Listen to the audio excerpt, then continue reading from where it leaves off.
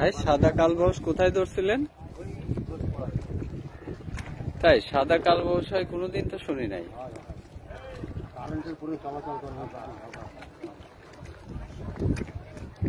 যাক, কত বড় সাইজ ছিল ভাই?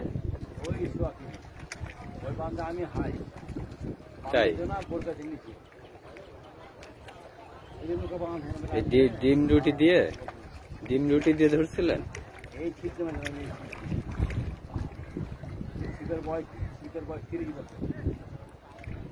আপনি জীবনে সবচেয়ে বড় মাছ কত বড় সাইজ ধরছেন? কি মাছ?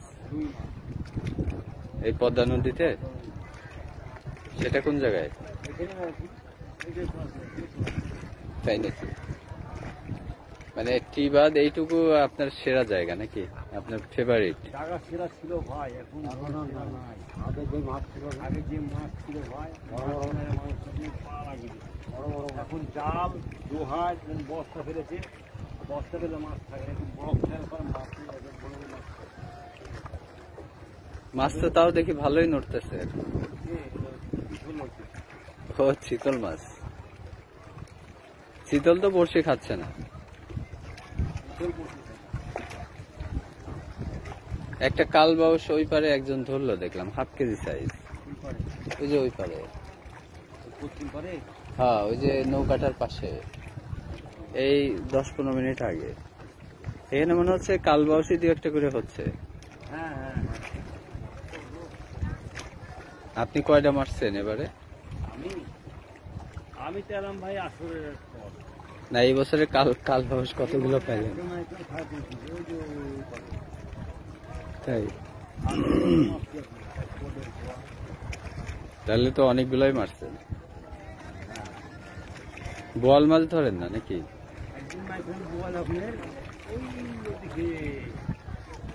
কি দিয়ে, এই বড়শি না তাগি দিয়ে? ও তাই। এতখানি বলছি ছিল আপনি। ও তাই। আর আমার বেটা তো 10 বছর, আমার বেটা ঘাড়ে পেরেছিল মাটি সুই করতেছে না? ওই মাছ খাই ভাগ করে দিয়ে মাছ টাকা নিয়েছিলাম 1.5 কিলো মাথা দিয়ে। আচ্ছা আচ্ছা, নদীর মাছ তো হেভি সুস্বাদু।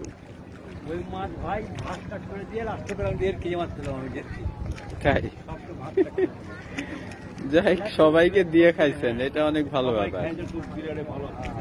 আর নদীর যারা শিকারী তারা খুব উদার হয়। আমিও এক ভাই ওই প্রায় 15-16 কেজি রুই মাছ ধরছে, পরে আমাকে কয়েকটা পিস দিছে। আমার জীবনে আমি এত সুস্বাদু মাছ আমার জীবনে কোনোদিন খাই নাই। ওই জায়গাটা আপনার 3 বছর আগে একটা মাছ দিয়ে শিখতে পারলাম, প্রায় 10 কেজি তাই বয়েল বাইরে গেছি। ওই বয়েলটা আমি সারা দাম খেতে বেঁধে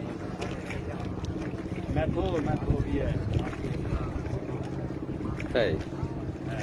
তো নদীতে কি আসলে মাছ ধরা ভাগ্য না কোনো টেকনিক আছে?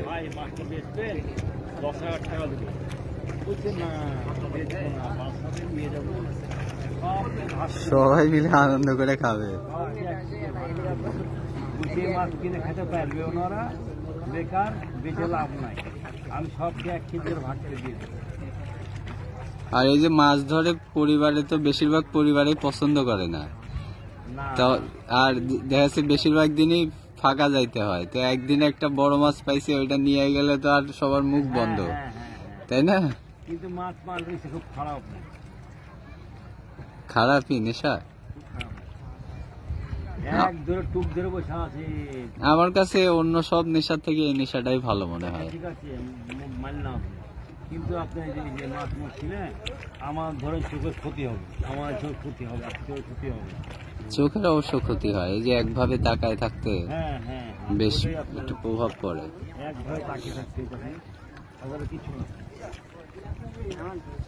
ভাই এই যোগ দিয়ে বোয়াল মাছ ধরা, অনেকে খুব বড় বড় যোগ দিয়ে, মানে বড় বড় বোয়াল মাছ ধরতেছে যোগ দিয়ে। আপনি এইদিকে আপনারা যোগ দিয়ে মাছ ধরেন না? যোগ মানে টোপ হিসাবে যোগ ব্যবহার করতেছে। আমি কয়েকটা ভিডিওতে দেখলাম, ওই যে বাঘার দিকে, হ্যাঁ ওরা এসে ধরে না? ওই বাঘা মণিগ্রাম ওর আশেপাশে আপনার ওরা 20 কেজি 25 কেজি এরকম সাইজের বোয়াল ধরছে, মানে দেখাচ্ছে যোগ দিয়া সারা রাত্রে জেগে। ওই রাত্রে ওদের কিন্তু ওই ছিপ দিয়ে না, মানে এমনি ফেলে রাখছে আর ইয়ার সাথে বাঁধে রাখছে রশির মতো সুতা এক একটা। এইদিকে তো অত বড় মাছ নাই, তাই না? তাই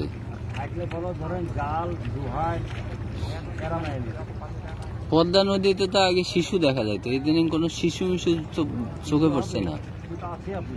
শিশু আছে? কারণ শিশু থাকলে তো বোঝা যাবে যে হ্যাঁ মাছ আছে, কারণ শিশু তো মাছ খাওয়ার জন্যই আসে। না যে এত সময় এখানে অনেক সময় হলে আসছি, একটু ঘুরে ঘুরে দেখতেছি, কিন্তু একটা শিশুও উঠতে দেখলাম না। এগুলো জায়গায় তো শিশু চোখে পড়ার কথা। শিশু সব মাইরে শেষ করে ফেলেছে।